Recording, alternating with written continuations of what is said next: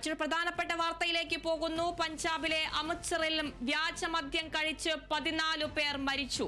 നിരവധി പേർ ചികിത്സയിലാണ്. ഇതിൽ 6 പേരുടെ നില ഗുരുതരമാണെന്നാണ് വിവരം.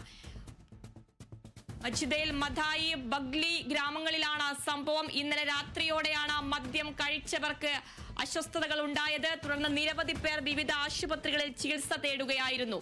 മദ്യം വിതരണം ചെയ്തവരെ അറസ്റ്റ് ചെയ്തതായി അമൃത്സർ ഡെപ്യൂട്ടി കമ്മീഷണർ വ്യക്തമാക്കി.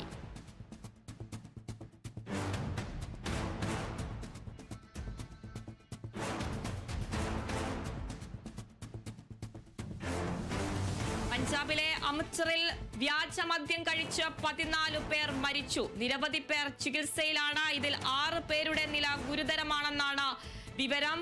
മജ്ദയിലെ മഥായി ബഗ്ലി ഗ്രാമങ്ങളിലാണ് സംഭവം ഉണ്ടായിരിക്കുന്നത്. ഇന്നലെ രാത്രിയോടെയാണ് മദ്യം കഴിച്ചവർക്ക് അസ്വസ്ഥതകൾ ഉണ്ടായത്.